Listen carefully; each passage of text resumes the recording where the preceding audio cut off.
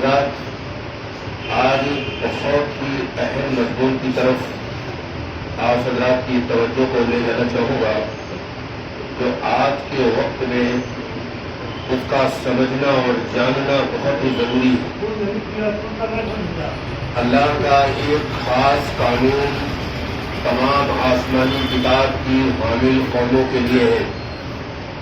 وہ قانون یہ ہے کہ جب کتاب الہی کے حقوق ادا کیے جاتے ہیں تو اللہ آخرت کی کامیابی کے ساتھ میں دنیا کی سرفرازی عطا فرماتا ہے، اور جب کتاب الہی کے حقوق ادا نہیں کیے جاتے تو پھر اللہ جابر قوموں کے حوالے کر دیتا ہے جو اس کو ظلم کا نشانہ بناتے ہیں۔ یہ ایک علامت ہے جو اسی دنیا میں بتا دیا جاتا ہے کہ اللہ اس قوم سے خوش ہے یا ناراض۔ چلو پیچھے بن جاؤ، چلو ہم لوگ پیچھے۔ اور اس قانون کا ظہور یہود کے ساتھ بار بار ہوا ہے۔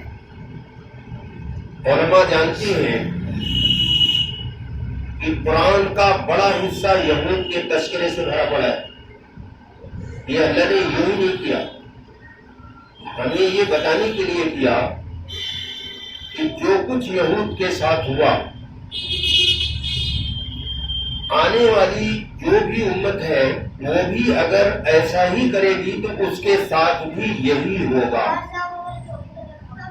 ہر حامل کتاب کا کامیابی کا بھی ایک ہی اصول ہے اور بربادی کا بھی ایک اصول ہے۔ اس لیے یہود کا کثرت سے تذکرہ کیا اس سے تاکہ ہم عبرت لیں اور ہم ان تمام چیزوں سے بچیں۔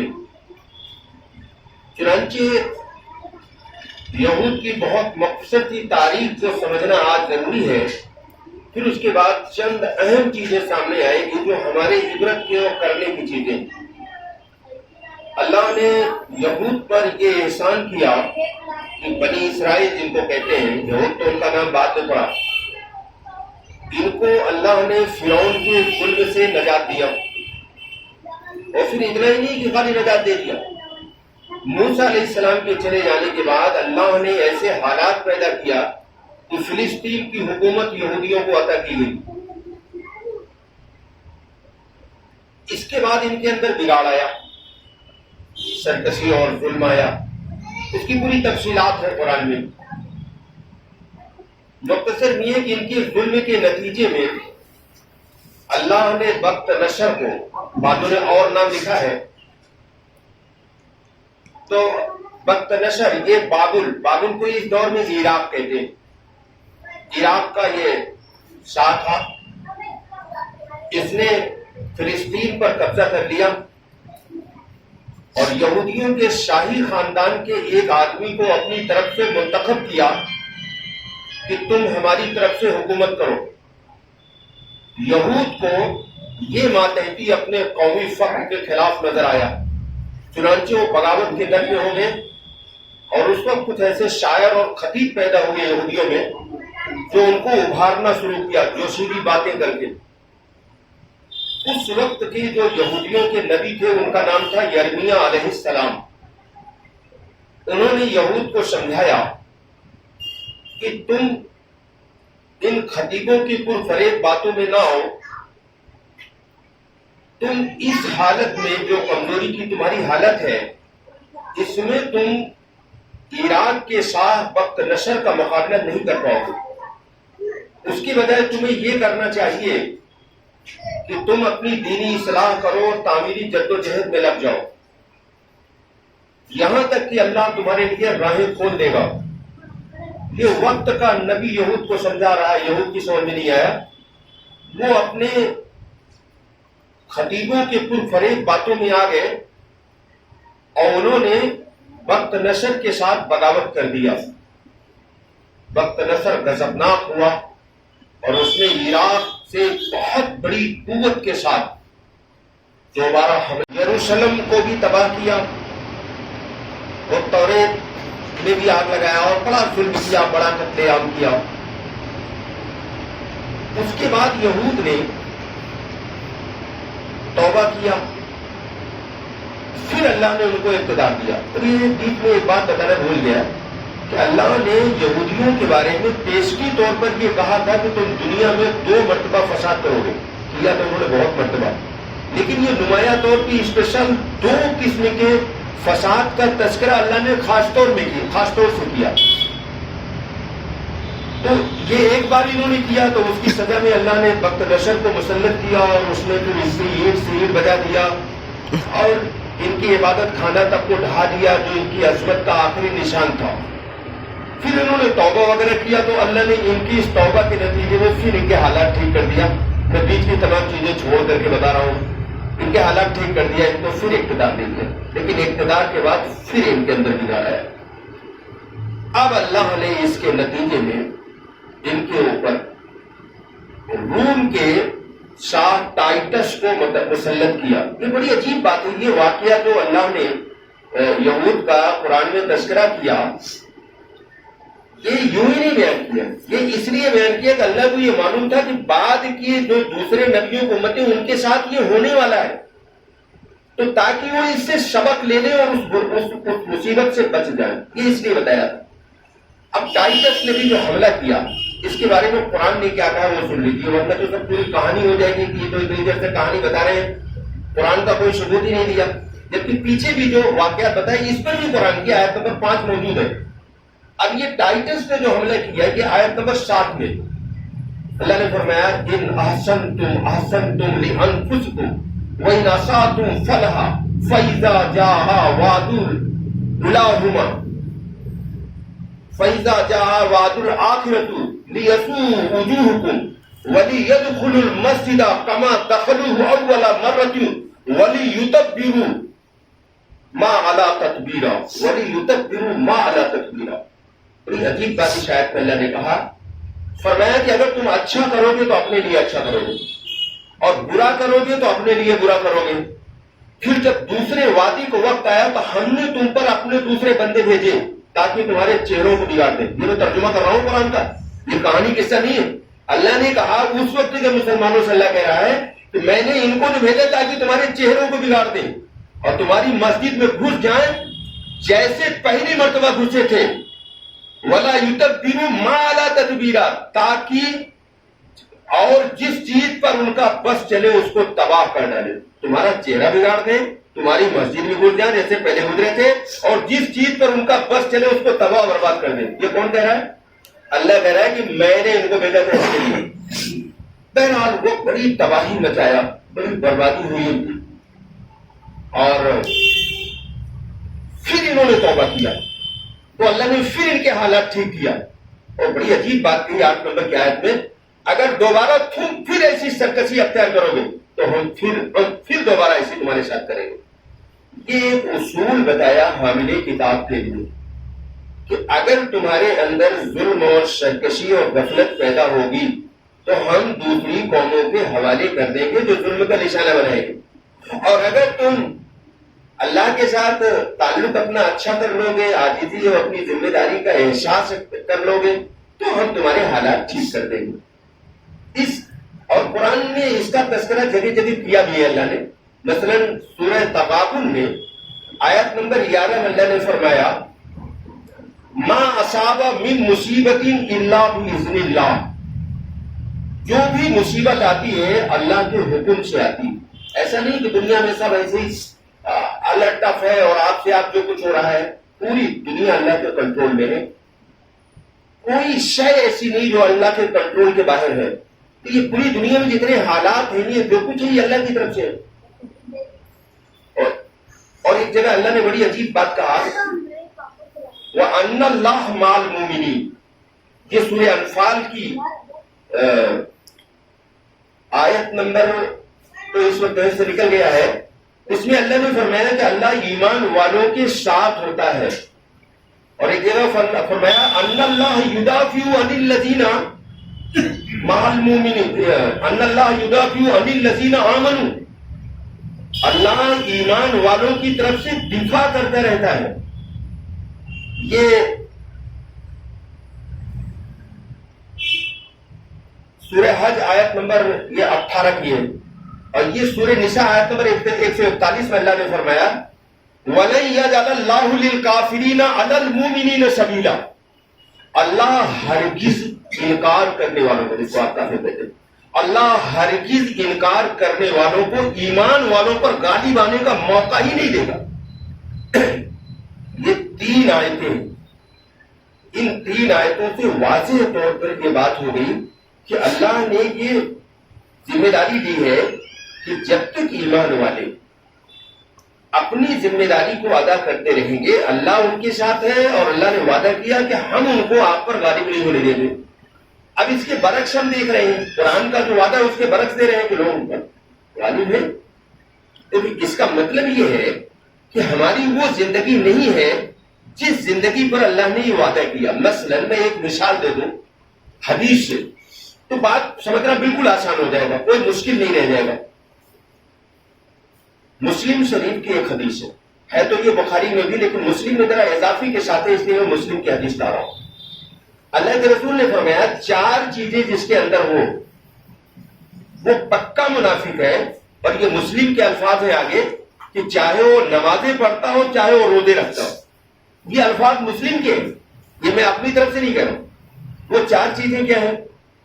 اللہ کے رسول نے فرمایا کہ جب بولے تو جھوٹ بولے، وعدہ خلافی کرے، امانت میں خیانت کرے، اور جب جھگڑا ہوئے تو گالی بڑھے۔ اللہ کے رسول نے فرمایا چاہے وہ روزے رکھتا ہو چاہے وہ نماز پڑھتا ہو، اگر یہ 4 چیزیں ہیں تو حضور نے فرمایا پکا منافق ہے۔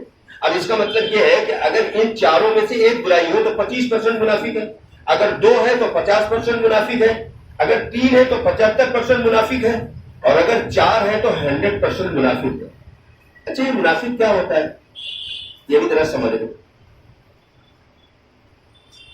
قرآن میں اللہ نے یہ بات بتائی ہے، اور علماء جانتے ہیں کہ منافق کو کفار و مشرکین سے بھی بڑا عذاب دیا جائے گا۔ قرآن نے یہ کہا کہ جو منافقین ہیں یہ جہنم کے سب سے نچلے طبقے میں ہوں گے۔ اب جب رسول اکرم صلی اللہ علیہ وسلم واضح طور پر یہ بیان فرما رہے ہیں کہ اگر یہ 4 کمیاں ہمارے اندر ہیں تو اللہ کے رسول نے فرمایا منافق ہے، اور منافق کے ساتھ اللہ کی کوئی مدد نہیں ہوتی۔ اسی لیے ایک دوسری روایت ہے، وہ بھی سامنے لا دو تو ایک دم بات کلیئر ہو جائے گی۔ اللہ کے رسول صلی اللہ علیہ وسلم نے فرمایا کہ مومن، جس کا مفہوم ادا کر رہا ہوں، ایک دم بے عینی جو لفظ ہے وہ مجھے ذہن میں نہیں ہے، اس کا مفہوم ادا کر دے رہا ہوں کہ نفاق سے، منافقت سے مومن ڈرتا ہے، اور منافق جو ہے وہ اپنے کو محفوظ سمجھتا ہے، اس کے اندر نفاق کا کوئی اندیشہ، کوئی خطرہ نہیں ہوتا کہ میرے اندر نفاق آئے گا نہیں ہے۔ لیکن جو ایمان والا ہے وہ ہمیشہ چوکنا رہتا ہے کہیں میرے اندر نفاق تو نہیں آ رہا ہے۔ یہ بالکل اس مثال سمجھ لیجیے، جیسے کسی آدمی کو ٹی بی نہیں ہے تو یہ کیا گارنٹی ہے کہ آئندہ اس کو ٹی بی نہیں ہوگی؟ مستقل میں کبھی ٹی بی ہو سکتی ہے نا، تو اس لیے وہ آدمی جو سمجھدار آدمی ہوتا ہے، صحت کے متعلق اپنے بہت فکر مند ہوتا ہے، وہ پہلے سے ایسی تدبیر کرتا ہے کہ مجھے ٹی بی نہ لگنے پائے۔ اسی اعتبار سے اللہ کے رسول نے فرمایا نفاق کے بارے میں فکر مند جو ہے وہ مومن ہوتا ہے، اور جو منافق ہوتا ہے اس کو کوئی فکر، کوئی پرواہ نہیں ہوتی۔ اور صحابہ کے واقعات اس سے بھرے پڑے ہیں۔ اب اس حدیث کی روشنی میں ہر آدمی ذرا اپنا جائزہ لے کہ ہمارے اندر کیا ہے، کیا ہمارے اندر وہ ایمانی اوصاف ہے جس پر اللہ نے یہ وعدہ کیا کہ میں تمہارے ساتھ ہوں، میں تمہاری طرف سے دفاع کروں گا۔ میں نے 3 آیتوں کا ترجمہ اور آیت دونوں پڑھا تھا ابھی، اور تیسری آیت میں اللہ نے یہ فرمایا جو سورہ نساء آیت نمبر 148 میں اللہ نے کہا کہ میں ایمان والوں پر انکار کرنے والوں کو ہرگز غالب نہیں ہونے دوں گا۔ یہ اللہ کا وعدہ ہے، دوسری چیز نہیں ہے۔ پھر آج یہ وعدہ کیوں نہیں پورا ہو رہا ہے؟ ہماری مغلوبیت اور ہماری ذلت کا جو حال ہے وہ کسی کو بتانے کی اب ضرورت نہیں ہے۔ آج کل اللہ نے دنیا کو ایک گاؤں بنا دیا، اور ہر آدمی تقریباً 75% لوگوں کے ہاتھ میں اسمارٹ فون ہے۔ پوری دنیا کے حالات بند کمرے میں بیٹھ کر آدمی دیکھ رہا ہے۔ اگر 1 گھنٹہ بھی کوئی دے دیتا ہے سوشل میڈیا پر تو اس کو پوری دنیا کی حیرت انگیز خبریں مل جاتی ہیں۔ اور پھر مزید اضافہ یہ ہے کہ جو سینسٹیو اور پوری دنیا پر نظر رکھنے والے لوگ ہیں وہ آپ کے واٹس ایپ پر تمام وہ مخصوص خبریں جہاں آپ کے ذہن نہیں جاتے وہ آپ کے پاس بھیج رہے ہیں، آپ باقاعدہ اس کو پڑھ رہے ہیں، دیکھ رہے ہیں۔ تو یہ تو بڑے چونکنے والی بات ہے کہ اتنی معلومات کے باوجود اگر آدمی کو احساس نہ ہو، اس کی تدبیر نہ کرے تو نقصان تو کسی کا نہیں ہے. جیسے میں نے ابھی بتایا کہ اللہ نے سورہ بنی اسرائیل آیت نمبر 7 میں نے ابھی پڑھا تھا کہ اللہ نے اس وقت کے مسلمانوں کو کہا کہ میں نے اس بندے کو اس لیے بھیجا ہے تاکہ تمہارے چہرے بگاڑ دے. یہ سورہ بنی اسرائیل آیت نمبر 7 کا ترجمہ ہے، کہانی قصہ نہیں ہے. اللہ نے کہا میں نے اس لیے بھیجا کہ تمہارے چہرے بگاڑ دیں اور تمہاری مسجد میں گھس جائیں جیسے پہلے گھسے تھے، اور تاکہ ہر اس چیز کو تباہ کر دے جس پر ان کا بس چلے. یہ اللہ اس وقت کے مسلمانوں سے کہہ رہا ہے. آج پوری دنیا میں اور خاص طور سے اس ملک میں یہی سچویشن ہے. اب اس کا حل کیا ہے؟ اس کا حل بھی اللہ نے بتایا. قرآن جو ہے مسلمانوں نے اس کو پوجا پاٹ کی کتاب سمجھ رکھا ہے یا جن اور بھوت بھگانے کی چیز بھگانے. قرآن ایک نظام ہے، دنیا کے مسائل کو حل کرنے کے لیے ہے. اگر دنیا کی زبان میں کہوں نہ سمجھ میں آ رہا ہو تو قرآن ایک کانسٹیٹیوشن ہے جو اس زمین پر آپ کو ترقی دینے کے لیے آیا تھا. تو قرآن آواز دیتا ہے ایسے حالات میں آپ اگر کیا کر لیں تو اب بھی آپ بچ جائیں گے. میں بہت بند جملے میں کر رہا ہوں، ان چیزوں کو کھولنا نہیں چاہتا. اب بھی قرآن نے بتایا کہ وہ کیا چیزیں ہیں جسے آپ اختیار کر لیں تو اب بھی معاملہ آپ کا ٹھیک ہو جائے گا. یہ سورہ نور آیت نمبر 31 میں کہا وَتُوبُوا إِلَى اللَّهِ جَمِيعًا أَيُّهَا الْمُؤْمِنُونَ لَعَلَّكُمْ تُفْلِحُونَ. پورے قرآن میں یہی ایک آیت ہے جس میں اللہ نے اجتماعی توبہ کو حکم دیا. اس کا ترجمہ یہ ہے اور تم سب مل کر توبہ کرو اے ایمان والو تاکہ تم سب کامیاب ہو جاؤ. گویا اللہ نے توبہ کو اینٹی بایوٹک کیپسول بنا کر کے بھیجا ہے کہ جب بھی تمہارے حالات خراب ہوں تو اس کو لوگوں کی طرف اگر اس کو منتبی کرو گے تو آپ کے اندر غفلت اور سرکشی پیدا ہوگی، اور اگر اس کو اللہ کی طرف سے سمجھیں گے تو آپ کے اندر عاجزی اور اپنی ذمہ داری کا احساس ہوگا، اور جب احساس ہوگا جب ہی توبہ نصیب ہوگی، توبہ نصیب ہوگی کام بنے گا. اس کے بغیر کام نہیں بنے گا. اسی لیے ایک دن میں گھر پہ بیٹھا ہوا تھا، ایک ڈاکٹر پرویز صاحب مولوی گنج میں رہتے ہیں، تقریباً 75 سال عمر ہے، MBBS ڈاکٹر ہیں، بڑے نیک ہیں، فری علاج کرتے ہیں. ان کے پاس صبح سے شام تک مریض کی بھیڑ ہوتی ہے، فری علاج کرتے ہیں، کوئی پیسہ نہیں لیتے، دوا بھی اکثر اپنی طرف سے دے دیتے، بعض دوائیں لکھ دیتے. انہوں نے ایک بڑا ہی اشتعال انگیز اشعار بھیجا میرے پاس کہ اس کو آپ سنیے. میں نے سنا اور سننے کے بعد مجھے بڑا صدمہ پہنچا اس شاعری کو سن کر کے. میں نے فوراً اس کا کریکشن کر کے وہ اشعار بھیجا تو بہت خوشی ہوئی، انہوں نے بڑا مبارکباد دیا. وہ میں سنا دوں آج کیا کرنا ہے. جو میں نے کریکشن کیا تو وہ اشتعال والا نہیں. وہ اشعار یہ ہے اب فقط شور مچانے سے کچھ نہیں ہوگا، اب فقط شور مچانے سے کچھ نہیں ہوگا، صرف ہونٹوں کو ہلانے سے نہیں کچھ ہوگا.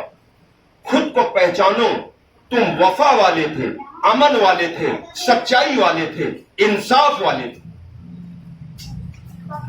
دین قیم کی تاریخ الٹ کر دیکھو، اپنا گزرا ہوا محبت کا دور پلٹ کر دیکھو.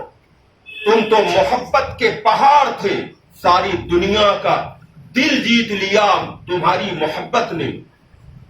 سب روز پھرتے رہتے تھے لوگوں کی خیر خواہی میں، زندگی کاٹ دیا کرتے تھے لوگوں کی بگڑی بنانے. رہ کے محلوں میں ہر آیت حق بھول گئے، عیش و عشرت میں رحمت عالم کا سبق بھول گئے. ٹھنڈے کمرے حسین محلوں سے باہر نکلو، پھر سے تپتے ہوئے صحراؤں میں چل کر آؤ. راہ حق میں بڑھو، سامان آخرت کا باندھو. دنیا سے بے رغبت ہو جا، رب کی محبت دل میں بسا لو. تم اگر چاہو، بڑی عجیب بات ہے اب جو کہہ رہا ہوں، تم اگر چاہو تو زمانے کو کامیاب کر سکتے ہو، پھر سے ایک امن کی تاریخ بنا سکتے ہو. تم جو پہچانو خود کو تو اب بھی سب کچھ سنور سکتا ہے، دشمنوں کو دوست بنایا جا سکتا ہے. یہ میں نے اس شاعری کا جواب لکھا تھا. وہ تو شاعری بڑی خطرناک ہے، ہم یہ ہیں اور وہ ہیں. یہ جتنے قومی عظمت کی شراب پلانے والے شاعر اور قومی عظمت کی شراب پلانے والے مقرر، ابھی میں نے بتایا تھا یہ تھے یہاں موجود، 2-4 لوگ تھے. یہ یہی کیا تھا یہود کے دور میں بھی. اس وقت کے نبی یرمیہ نے منع کیا کہ یہ جھوٹے فریبی مقرر ہیں، ان کی بکواس میں نہ ہو. اس وقت صرف اور صرف یہ ہے کہ تم تعمیری کام میں لگ جاؤ. اور تعمیری کام کیسے کیا جاتا جانتے ہیں آپ؟ یہ بھی ذرا سا بتا دیں. کچھ سمجھدار لوگ ہیں, سمجھ میں آ جائے گا. اللہ نے قرآن میں 2 مخلوق کا تذکرہ کیا ہے, لوہے کا اور دمک. دمک اپنے مشن میں 100% کامیاب ہو جاتی ہے تب پتہ چلتا ہے آدمی کو, کیونکہ وہ جیسے کسی مکان کے دروازے کو کھانا شروع کرتی ہے تو اوپر کی جو کلر کیا ہوا پرت ہوتا ہے اسے چھوڑ دیتا ہے اور اندر اندر کھاتا ہے, اور کھانے کے ساتھ میں مٹی بھرتی ہوئی چلی جاتی تاکہ پتہ نہ چلے کہ چور ہو گیا ہے, یہاں تک کہ پورا ختم ہو جاتا ہے. تو اس کے مقابلے میں کتا بھی ایک مخلوق ہے, وہ اپنے مشن میں 99% ناکام ہوتا ہے, اس لیے وہ کاٹنے سے پہلے بھونک دیتا ہے تو آدمی ہوشیار ہو جاتا ہے. تو لوہے کی بھی مثال ہے, لیکن میں اس کو لاؤں گا تو بہت وقت ہو جائے گا. میں اسی دو پر اکتفا کر کے آگے بڑھ رہا ہوں. ہمیں دنیا میں دمک بن کر رہنا, یہ بڑی عجیب بات لگ رہی ہے, آپ تک سنے نہیں ہوگا. شاید تو اسٹائل انگیز باتیں بتاتے نا, سبحان اللہ ماشاء اللہ کے نعرے لگتے ہیں. ہم تعمیری بات بتا رہے ہیں. وہ تعمیری کام ہے جو 1925 میں اس ملک کی ایک تنظیم, ایک قوم نے قائم کیا تھا. آج پورے بھارت پر ان کا کنٹرول ہو گیا. میں نام نہیں لے رہا ہوں. کتنا 1925 تک جوڑیے تو 5 سال بچا ہے, 4 سال بچا ہے 100 سال ہونے, اور گراس لیول پر محنت کی ہے. یہی قرآن نے آپ کو بتایا تھا کہ آپ دمک بن کر رہیے, اور دمک بن کر کے تعمیری کام کیا جاتا ہے. کام 100 سال آگے ہو, آواز 100 سال پیچھے ہو. اور آج کے مسلمانوں کا حال کیا ہے؟ کام 100 سال پیچھے, آواز 100 سال آگے, یعنی بالکل الٹی پٹری ہے. اور مسلمانوں کا مزاج اتنا خراب ہو گیا ہے, جیسے کوئی آدمی نشہ کرتے کرتے اس کا ذائقہ بدل جاتا ہے. مسلمانوں کا مزاج اتنا خراب ہو گیا ہے کہ جو اسٹائل انگیز باتیں کریں 1 منٹ میں کروڑوں کی بھیڑ اس کے پیچھے ہو جاتی ہے. میں خود جانتا ہوں نا, جب میں اسٹائل انگیز تقریریں کرتا تھا نا, حالانکہ اس میں اپنی بڑائی نہیں کر بتا دے رہا ہوں, مجھے اسٹیشن پر لینے کے لیے 10 گاڑیاں آتی تھی. جب سے میں نے وہ بیان چھوڑ دیا, لوگوں نے بلانا چھوڑ دیا. لیکن میں تھوکتا ہوں اس استقبال پر کہ جو اشتعال انگیز ہو, جس سے دین ذبح ہو رہا ہو, قوم برباد ہو رہی ہو, خود کے گلچرے اڑ رہے ہیں. یعنی اپنی قیادت کو چمکانے کے لیے صحیح بات کو نہ پیش کرنا. میں وہ اشتعال انگیز تقریر کرنا جانتا ہوں, میں 1 منٹ میں مدمے کو جھمانا جانتا ہوں, میں طرز میں گا کر کے تقریر کرنا جانتا ہوں. میری پچھلی ریکارڈنگ اگر کہیں مل جائے میں آپ کو سنا دوں, آپ سن لیجیے, آپ پہچان نہیں پاؤ گے یہی مقرر میں بول رہا ہے. یہ سب کرتب بازی سے کام نہیں ہوتا ہے. آپ دنیا کا کوئی کام گا کر کے کر لیتے, یا نعرے لگا کے یا جلوس نکال کر دنیا کو کوئی کام کر لیتے. پوچھ لیجیے یہاں تاجر بیٹھے ہوئے بڑے بڑے, ان سے پوچھیے یہ کام کیسے ہوتا ہے, اور کس سطح پر کتنی نرمی اور کتنی صبر اور ضبط کے ساتھ دکان پر بیٹھتے ہیں, تب جا کر کامیاب ہوتے ہیں. آپ کو بھی تو اللہ نے تاجر کہا ہے, پوری دنیا کے ہر ایمان والے کو تاجر کہا, بزنس مین کہا. قرآن نے کہا, میں نہیں کہتا. آیت پڑھ دوں, یا ایھا الذین آمنوا ھل ادلکم علی تجارۃ تنجیکم من عذاب علیم. اے ایمان والو, کیا میں تجھے ایسے بزنس کا پتہ نہ بتا دوں جو تجھے دردناک عذاب سے بچا لے. بزنس, قرآن نے آپ کو بزنس مین کہا, میں نہیں کہہ رہا ہوں, قرآن نے کہا. سورہ صف کی آیت ہے, آیت نمبر غالباً 12 ہے. اللہ نے آپ کو بزنس مین کہا ہے. جیسے بزنس مین ایک طرفہ طور پر اخلاق کا مظاہرہ کرتا ہے, کسٹمر اخلاق کرے یا نہ کرے, لیکن بزنس مین کے لیے لازم ہے وہ اخلاق کا مظاہرہ کرے. اگر وہ با اخلاق نہیں ہوگا تو کسٹمر اس کی دکان پہ نہیں رکے گا, دوسری دکان پہ رہے گا. یہ تو بہت بیکار آدمی, چاہے وہ سستے بیچتا ہو, اس کے یہاں نہیں چلیں گے کیونکہ اس کی زبان بڑی خراب ہے. وہ بغل والا اس کے یہاں چلو, بھلے وہ کوئی اور اس کے یہاں لیں گے. جو مزاج دنیا کے بارے میں انسانوں کا ہے, دین بھی فطری ہے, دین کوئی عجوبہ نہیں ہے. وہی چیز دین پیش کرتا ہے کہ اگر دنیا میں انسانوں کے دل کو اگر جیتنا ہے, لوگوں کے دل سے اگر نفرت کو نکالنا ہے, لوگوں کے دلوں میں انصاف اور ہمدردی اور محبت اگر بھرنا ہے, تو آپ کو خود پہلے نرم بننا پڑے گا, آپ کو خود پہلے با اخلاق بننا پڑے گا. اس لیے ایک حدیث میں آتا ہے, جس کے اندر سے نرمی نکل گئی, یہ پیغمبر نے فرمایا, میں اپنی طرف سے نہیں کہہ رہا ہوں, اللہ کے رسول نے فرمایا, جس کے اندر سے نرمی نکل گئی اس کے اندر سے سارا خیر و بھلائی نکل گئی, چاہے وہ رات بھر نماز پڑھتا ہو تہجد کی, چاہے وہ اشراق 4 توابین چاہے جتنی پڑھتا ہو، لیکن اگر اس کے اندر نرمی نہیں ہے تو حضور فرما رہے ہیں اس کے اندر سے ساری خیر و بھلائی مل گئی۔ اس پر بہت ساری حدیثیں بھی ہیں، ایک مجھے یاد آ گئی، میں عرض کر دوں ورنہ وضاحت ہو جائے، ورنہ لوگ وہ اپنی رسمی عبادت پر اتنا مطمئن ہے کہ اس کی وجہ سے فرعون بنے ہوئے۔ میں ایک حدیث بتا دوں، اللہ کے رسول صلی اللہ علیہ وسلم سے ایک عورت نے آ کے کہا کہ اے رسول اللہ صلی اللہ علیہ وسلم، ایک عورت ہے رات بھر نماز پڑھتی، دن بھر روزے رکھتی، لیکن لوگوں سے سختی سے پیش آتی ہے، نرمی سے نہیں۔ حضور نے فرمایا میں گواہی دیتا ہوں۔ کون گواہی دے رہا ہے؟ مسجد کے امام مولانا امام الانبیاء گواہی دے رہے ہیں، فرمایا میں گواہی دیتا ہوں یہ جہنمی ہے۔ یہ کون ہے جس کو پیغمبر نے جہنمی ہونے کا فرمان سنایا؟ یہ کون ہے؟ یہ رات بھر نماز پڑھتی تھی، یہ دن بھر روزے رکھتی تھی، پیغمبر نے فرمایا میں گواہی دیتا ہوں کہ یہ جہنم میں جائے گی۔ عرض کرنے والے نے کیا یا رسول اللہ، ایک عورت رات میں سوتی ہے، دن میں نماز وغیرہ تو نہیں پڑھتی نفل فرض کو چھوڑ کر، لیکن لوگوں سے نرمی سے پیش آتی ہے، پنیر پکاتی ہے تو پڑوس میں بھی بھیج دیتی ہے۔ یہ الفاظ ہے حدیث میں۔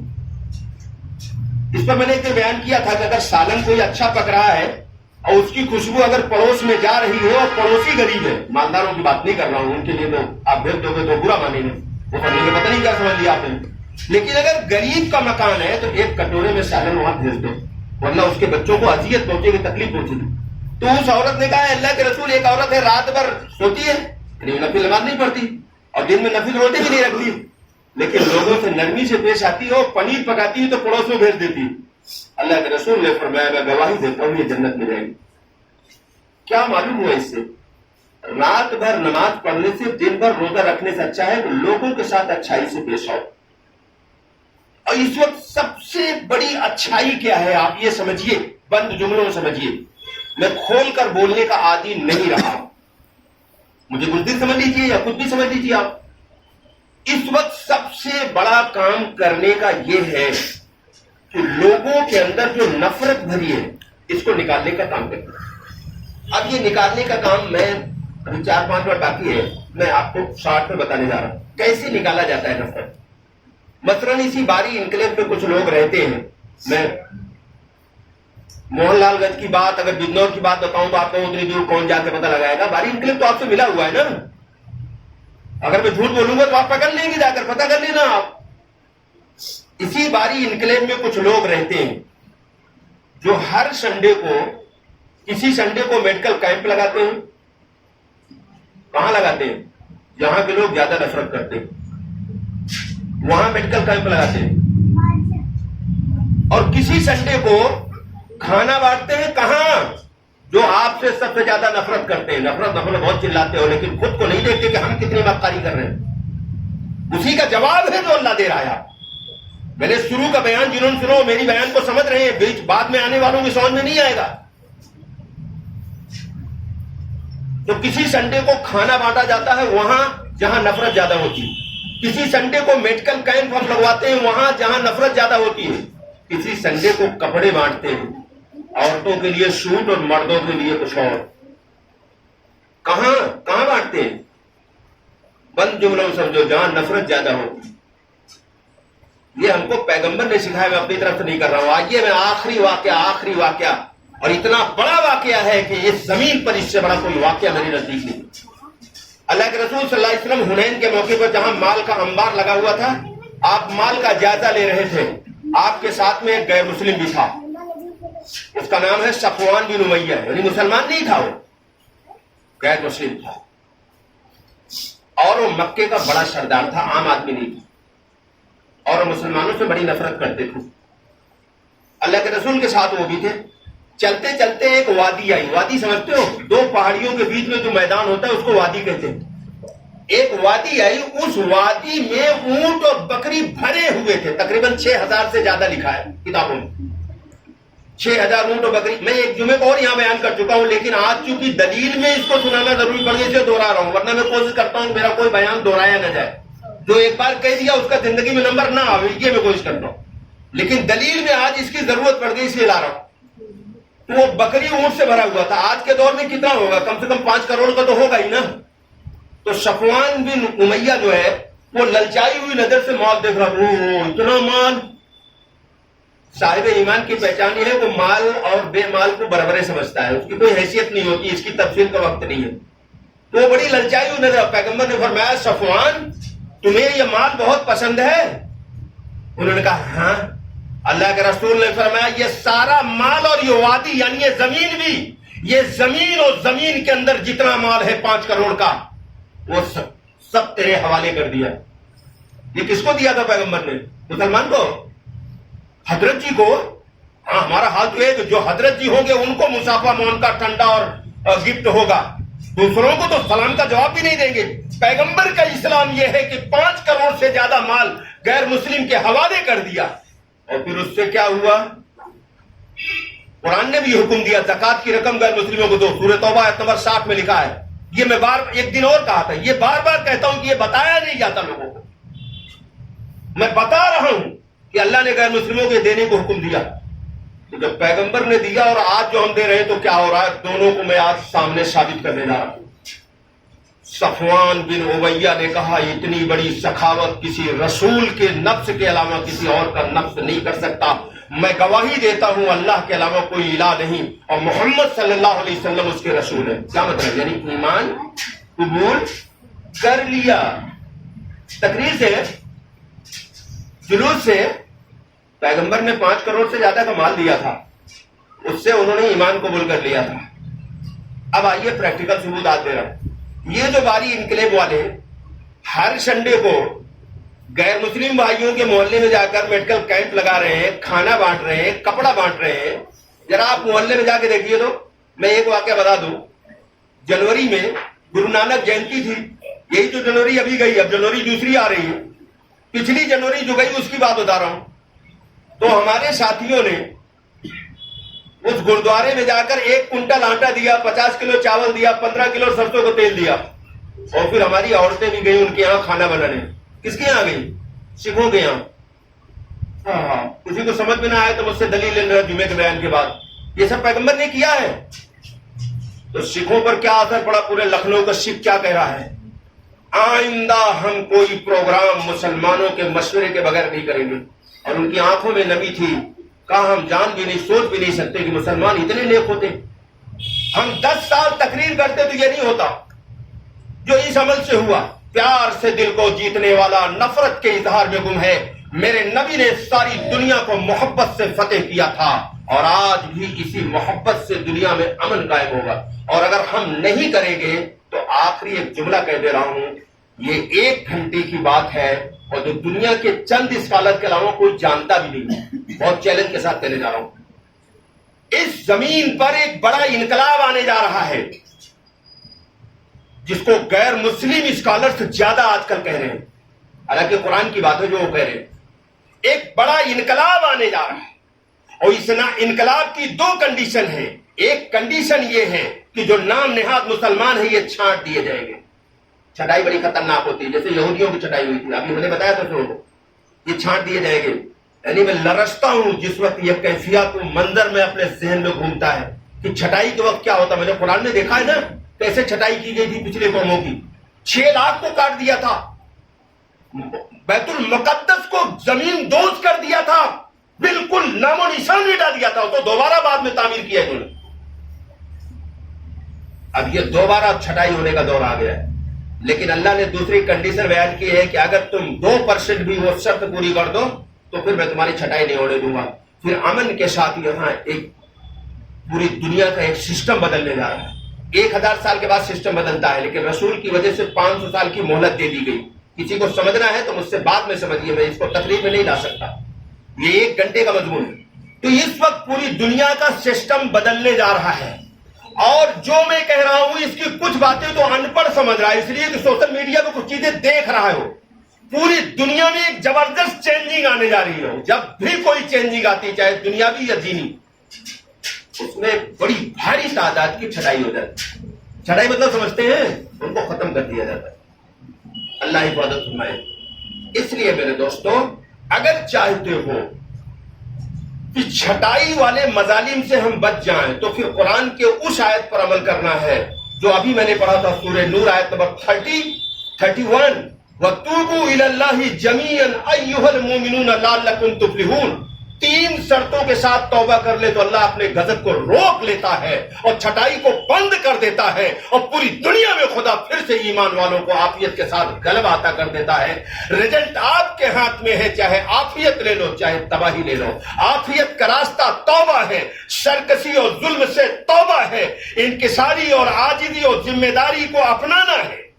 آپ کے ہاتھ میں جو چاہے وہ اپنا لے. کھانا پینا تو ساری دنیا چلتا رہتا ہے، جانور بھی پیٹ پال لیتا ہے، کوئی کمال نہیں آپ نے پال لیا. مسئلہ یہ ہے کہ یہاں آپ کے ساتھ چھٹائی کا معاملہ اگر ہوگا تو بڑا خطرناک ہوگا. اور کچھ اسٹیٹ میں تو ابھی سے شروع کر دیا، ہونا تو ہے 2025 کے بعد. پوری دنیا میں جو انقلاب آنے جا رہا ہے، بڑے بڑے ہندو اسکالر کہہ رہے ہیں اور اسلامی اسکالر میں تو 2-3 ہیں جو قرآن سے ثابت کر رہے ہیں کہ ہاں یہ جو کہہ رہے ہیں یہ قرآن میں ہے، یہ ہونے جا رہا ہے. اللہ ہمیں سمجھ عطا فرمائے. سنتیں پڑھ لیجیے پھر جمعے کی نماز پڑھو.